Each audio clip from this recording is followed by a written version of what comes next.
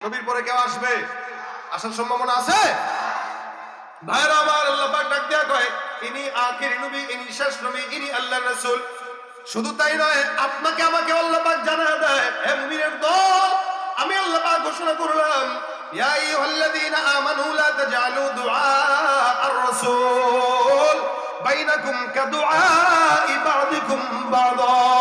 খবরদার, তোমরা একে অপরকে যেমন ডাক দাও, ভাই, কাকা, আব্বা অথবা বিভিন্ন নামে দোস্ত, খবরদার মুমিনের দল, আমার পয়গম্বরকে তোমরা একে অপরের মতো ডাকবা না।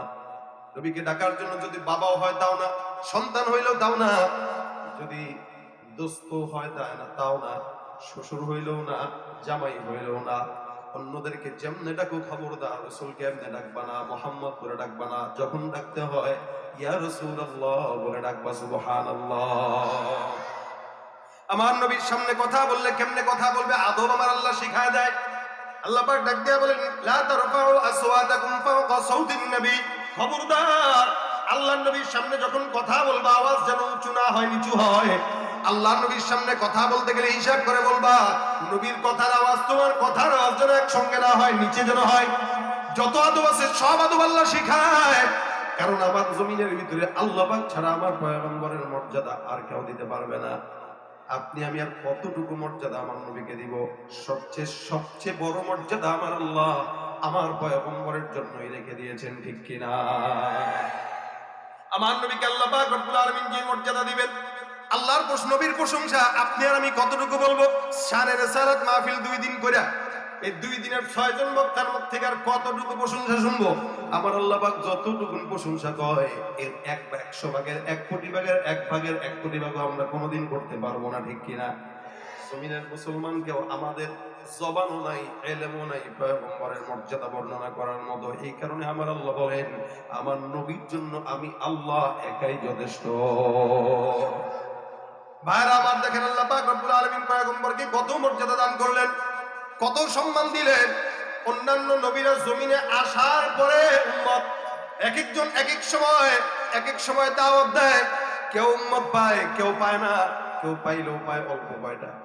কিন্তু আপনার আমার পয়গম্বরকে আল্লাহ পাক কত মর্যাদা দান করলেন। জমিনের ভিতরে আপনার আমার নবী 1450 বছর হয়ে গেল, চলে গেল। অন্যান্য নবীরা যতদিন নবী উম্মত ছিল, নবী ছিল, নবীর উম্মত ছিল, নবী ছিল, কিতাব ছিল। আমার নবী দুনিয়ার জমিন থেকে বিদায় হয়ে গেছে 1000 বছর। গোটা বিশ্বের বুকে এখন মুসলমান নবীর উম্মত আছে না নাই? এটা তো নবী আসার কারণে আমরা উম্মত আছি। কিন্তু সম্মান দিতে যে আল্লাহ পাক রাসূল আসার আগেই আপনার আমার নবীর উম্মতকে দুনিয়াতে পাঠিয়ে দিয়েছেন, সুবহানাল্লাহ। নবী নাই কিন্তু নবীর উম্মত হাজির, এটা আমার নবীর মর্যাদা। আল্লাহ রাগ দিয়া বলেন, ইন্নালাকা লাআজরুন গায়রা মামনুন। মর্যাদার দিক থেকে আমার নবী শ্রেষ্ঠ, এমন নিয়ামত অন্য কোনো কাউকে দেয় নাই। নূহ পয়গম্বর দিনের দাওয়াত দেয় 950 বছর, দাওয়াত দেওয়ার পর উম্মত মাত্র 40 জন, 80 জন। আপনার আমার পয়গম্বর 23 বছরের জিন্দেগি, নবুয়তের জিন্দেগি, 23 বছরের নবুয়তের জিন্দেগিতে আপনার আমার পয়গম্বরের উম্মতের সংখ্যা, বিদায় হজের ভাষণে নবীর উম্মতের সংখ্যা ছিল 1.25 লক্ষ। সাহাবায়ে কেরাম জোরে বলেন সুবহানাল্লাহ। মর্যাদা বেশি দিছে না কম দিছে? এই মুসলমান সেই নবীর উম্মত হওয়ার পর আমরা নিজেকে চিনি না, যার কারণে দাড়ি রাখতে পারি না। নিজেকে চিনে না বলে নবীর সুন্নত মানতে চায় না। নিজেকে যদি চিনতো তাহলে আর্জেন্টিনার খেলোয়াড়ের মতো চুল রাখতে পারত না। অধিকাংশ যুবকের চেহারার দিকে তাকায় দেখবেন ডিস্কো চুল, চতুর্দিকে টাক্কু, উপর দিয়ে চোখা। এর ভাই কি হওয়াদের চুল এটা? কাউরে জিজ্ঞাসা করেন তো চুলটা কাটার পরে যে ভাই আমার কেমন লাগে, দেখেন দেখেন কেমন লাগে, তোর উপর টাউটের মতো লাগে। এটাই তো বলবে কি, যেগুলো এমনি চুল লাগে এদের কি কেউ ভালো মনে করে? এদেরকে টাউট বাট পাড়ার হিরুঞ্চি গাঁজাখড়ি মনে করে। কথা ঠিক কিনা? নবীর উম্মত দাবি করে যে কার সাথে জান্নাতে যাবে? রাসূলের সাথে। এত সহজ, রাসূলের সাথে জান্নাতে যাবে। ও লেভেল নিচে চোরের লেভেল, লেভেল নিচে গাঁজাখড়ের লেভেল, আর কয় নবীর সঙ্গে জান্নাতে যাবে।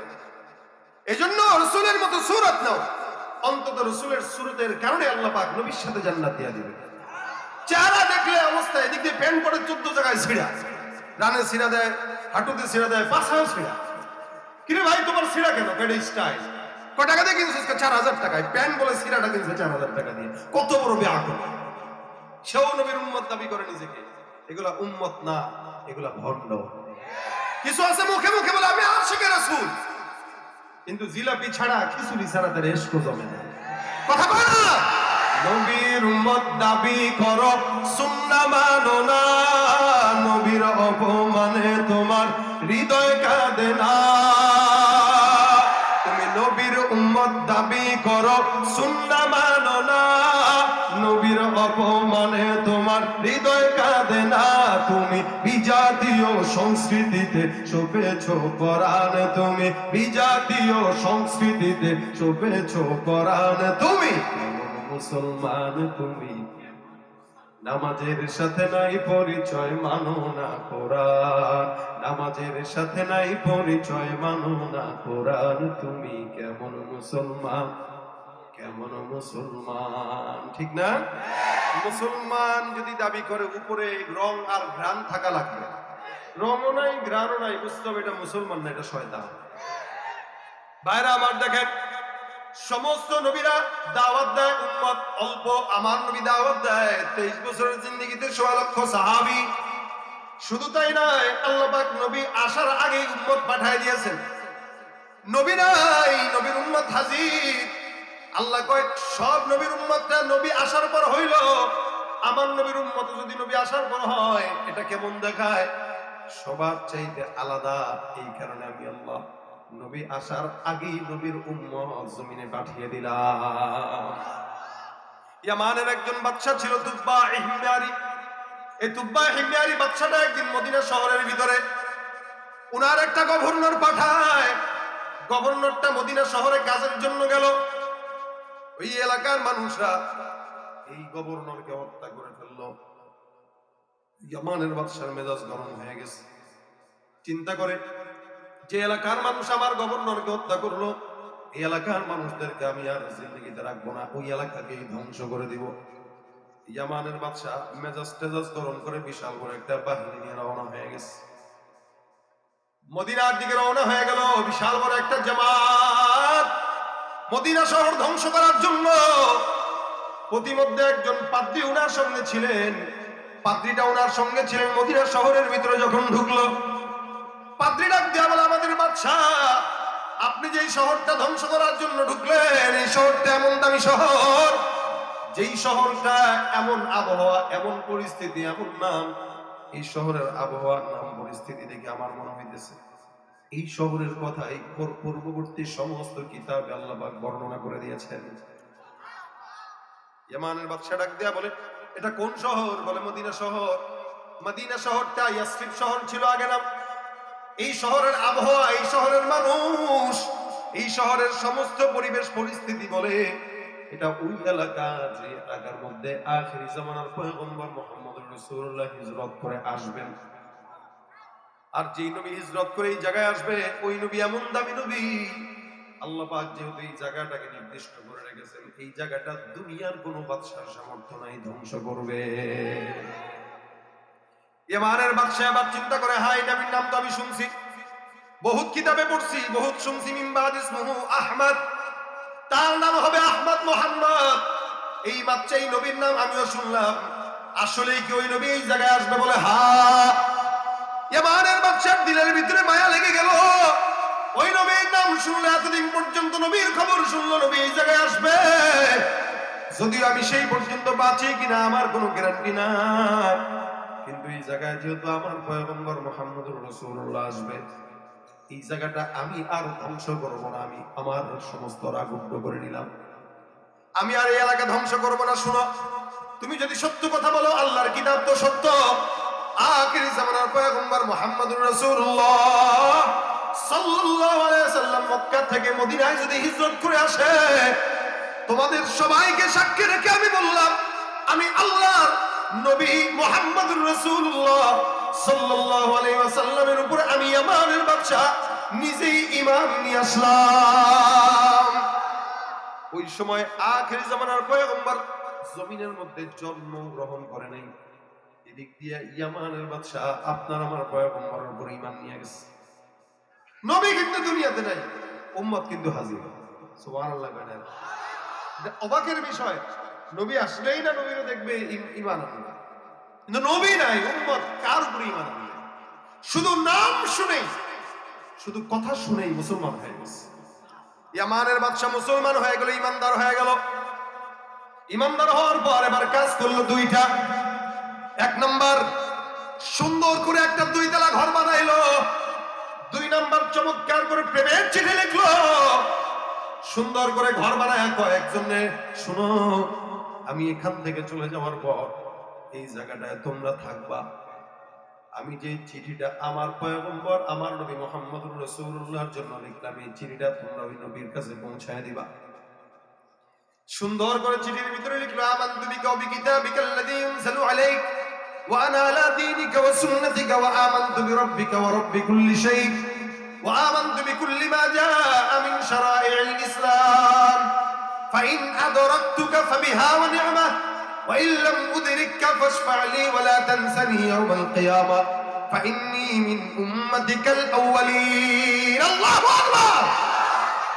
আমার নবী দুনিয়ার জমিনে নাই, নবীর উম্মত হাজির। নবীর জন্য চিঠি লিখলো, আল্লাহর নবীর জন্য চিঠি লিখে ডাক দেয়া কয়, নবী তোমার উপরে ঈমান আনলাম, তোমার নবীর উপরে ঈমান আনলাম, তোমার শরীয়তের উপরে ঈমান আনলাম, তোমার কিতাবের উপরে ঈমান আনলাম, যত কিছু আছে সব কিছুর উপরে ঈমান আনলাম।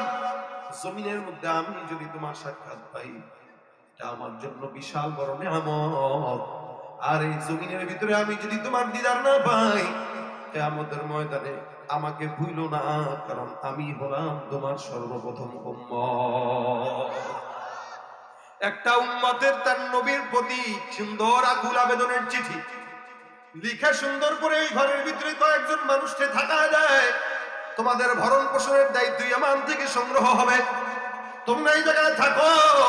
আমি নবীকে পাইলে তো আলহামদুলিল্লাহ, যদি না পাই, আমার নবীকে তোমরা যারা দেখবা আমার পক্ষ থেকে সালাম দিবা, চিঠিটা হাতের মধ্যে ধরাইবা, আর নবীর জন্য বলবা, নবীকে বলবা যেন এই উম্মতরে না ভুলেন। নবী নাই, নবীর উম্মত হাজির। মুহাম্মদ হামিদে হামদে খুদা বস, মুহাম্মদ হামিদে হামদে খুদা বস, খুদা মদহে আফরি মুস্তাফা বস, মুহাম্মদ আজ তুমি খাহাম খুদা রা, খুদায়া আস্তুহব্বে মুস্তাফা রা। আমার পয়গম্বরের সম্মান বজায় রাখেন কে? এ মুসলমান নবীর উম্মত। ইয়ামানের বাদশা চলে যায়, চলে যাওয়ার পর এবার 1 দিন 2 দিন 3 দিন 1 বছর 2 বছর অতিবাহিত হয়, 100 বছর অতিবাহিত হয়ে গেল। জমিনের মধ্যে আপনার আমার পয়গম্বর আসে নাই। 100 বছর 200 বছর 300 বছর পার হয়ে যায়, আপনার আমার পয়গম্বর মদিনার রওজার এখনো মদিনার জমিনে এখনো আসে নাই, দুনিয়াতেও আসে নাই। নবী করিম সাল্লাল্লাহু আলাইহি ওয়াসাল্লাম 600 বছর পার হওয়ার পরও আসে না, 700 বছর হয়ে গেল আসে না, 800 বছর হয় আসে না, 900 বছর পর আল্লাহ পাক আপনার আমার পয়গম্বরকে জমিনের ভিতরে জন্মগ্রহণ করায় দিলেন। নবীর উম্মত, তার মানে নবী আসার কয়শো বছর আগে গেল? 900 বছর আগে। আল্লাহর নবী নাই, কিন্তু 900 বছর আগে আমার পয়গম্বরের সম্মান বজায় রাখার জন্য আল্লাহ পাক উম্মতকে দিয়ে দিয়েছেন। এই মর্যাদা অন্য কোন নবীকে আল্লাহ পাক দেন নাই। এ মুসলমান নবীর উম্মত, নবী করিম সাল্লাল্লাহু আলাইহি ওয়াসাল্লাম মক্কার জমিনে কষ্ট করেন, মক্কার কাফেররা আঘাত দেয়, বারবার আমার পয়গম্বরকে মারে। এমন ভাবে আঘাত দিল, পায়ের সঙ্গে জুতার তলা রক্তাক্ত হয়ে আঠার মতো লেগে যায়। আমার নবী সহ্য করতে পারে না, আল্লাহ ডাক দিয়ে বলে, জিবরাইল আমার পয়গম্বরকে বলো তায়েফটাকে আমি উল্টা দেই। আল্লাহ নবী ডাক দিয়ে কয়, না না, আল্লাহুম্মা হাদি কওমি, আল্লাহ যেই জাতিকে তুমি গোমরাহ, এই জাতিকে তুমি উল্টায় দিতে চাও, ওই জাতি যদি না থাকে, আল্লাহ বলনেওয়ালা লোক জমিনের মধ্যে থাকবে না। আল্লাহ তুমি তাদেরকে হেদায়েত দাও। আল্লাহ নবীকে তায়েফের মানুষরা কষ্ট দেয়, মক্কার মানুষরা কষ্ট দেয়। পয়গম্বর আরবি সাল্লাল্লাহু আলাইহি ওয়াসাল্লাম থাকতে থাকতে থাকতে থাকতে এখন একদম বিতৃষ্ণা হয়ে গেছে। আমার আল্লাহ পাক রব্বুল আলামিনও পেরেশান যে পয়গম্বর সাল্লাল্লাহু আল্লাহ পাক রব্বুল আলামিন রাসূলের কষ্টে দুঃখিত। আল্লাহর নবীকে বারবার অফার দেয়, আল্লাহর নবী আপনি যদি বলেন এলাকার মানুষদেরকে সবগুলাকে আমি উল্টায় দিব, জিব্রাইলকে বলবো পাখা দিয়ে ধ্বংস করে দিবে, নবী বলেন না না, আল্লাহ নবীর কষ্ট আল্লাহ পাক রব্বুল আলামিন সহ্য করতে পারে না। নবীকে আদেশ দিয়া কয়, পয়গম্বর আপনি যান, মক্কার জমিন থেকে এখন মদিনার হিজরত করার সময় চলে আসছে। আমার পয়গম্বর রাতের অন্ধকারে মক্কার জমিন থেকে মদিনার দিকে রওনা হয়ে যায়। মক্কার দিকে তাকায় ডাক দিয়া কয়, কাবা আমি তোমার এই এলাকাবাসীর কাছে অত্যাচারিত হয়ে এখান থেকে বিদায় হইলাম। আমি তোমার থেকে ফকিরের বেশে চলে গেছি, আমি তোমার থেকে ফকিরের বেশে রওনা হয়ে গেলাম মদিনার জমিনে, আমি আবার বাদশা হয়ে তোমার সাথে দেখা করব। আল্লাহ নবী মক্কার জমিন থেকে রওনা হয়ে গেছে মদিনার দিকে বাদশা হয়ে ফেরার আশায়। নবী মক্কার দিকে বারবার তাকায়, পিছনে তাকায়, পিছনে তাকায়, মক্কার মায়া ত্যাগ করতে পারে না। আমার আল্লাহর আদেশ রক্ষার জন্য মদিনায় রওনা। মক্কার কাফেররা আঘাত দিয়ে দিয়ে আমার পয়গম্বরকে জর্জরিত করে দেয়। এদিক দিয়ে মদিনার মানুষরা আমার নবীকে স্বাগতম জানানোর জন্য দাঁড়ায় আছে। মদিনার অলি গলি, মদিনার ছাদ, মদিনার গাছ, প্রত্যেকটা জায়গায় জায়গায় আল্লাহর নবীকে স্বাগতম জানানোর জন্য ছোট ছোট বাচ্চারা কবিতা আবৃত্তি করে। রাসূল মদিনায় ঢুকলেন, আল্লাহর নবীর উটের রশি ধরে সাহাবায়ে বাইন টান দিয়া কয়, রাসূলুল্লাহ আমার ঘরে তাশরীফ আনেন, আমার ঘরে তাশরীফ আনেন। এই ডাক দিয়া কয়, হুজুর আমার ঘরে আসেন। ওই ডাক দিয়া কয়, হুজুর আমার ঘরে আসেন। আমার পয়গম্বর কয়, ছেড়ে দাও আমার উট, আমি কোন জায়গায় বসবো এটা আমি নিজেও জানি না, আমার আল্লাহ আমার উটকে জানাই দিয়েছেন, উট যেখানেই বসবে ওখানেই আমি যাব। রাসূল জানে না, কিন্তু উট জানে রাসূল কোথায় বসবে। রাসূল করিম সাল্লাল্লাহু আলাইহি ওয়াসাল্লামের উট জানে। এবার উটটা চতুর্দিকে মদিনা শহর ঘুরে এই বাসার দিকে তাকায়, যেন উটটাও চিনে কোন বাসা। আমার আল্লাহ পাক রব্বুল আলামিনের হাবিব আসবে, আমার আল্লাহ 900 বছর আগেই নবীর জন্য ঘর বানায় রাখছেন। নবী আসবে, আমার বন্ধু আসবে, বন্ধুর জন্য জায়গা ঠিক করে রাখলাম, এই জায়গায় যেন কেউ না বসে। আর পয়গম্বরের উটটা ঘুরতে ঘুরতে ঘুরতে ঘুরতে ওই ঘরের সামনেই বসলো, যে ঘরটা আজ থেকে 900 বছর আগে ইয়ামানের বাদশা নবীর প্রথম উম্মত বানায় গেল।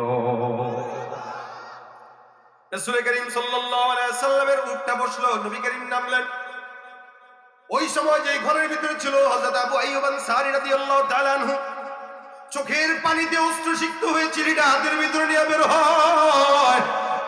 আমার নবীর সামনে এসে ডাক দিয়ে বলে, নবী একটা চিঠি বহন করার জন্য 900 বছর অতিবাহিত হলো। আল্লাহর নবী কত মানুষ আশায় ছিল আপনাকে দেখবে, কিন্তু পারে নাই। রাসূল আমার সৌভাগ্য আমি আপনার মেহমানদারি করার যোগ্য, যার কারণে আপনার উটটা আমার বাসার সামনেই বসলো।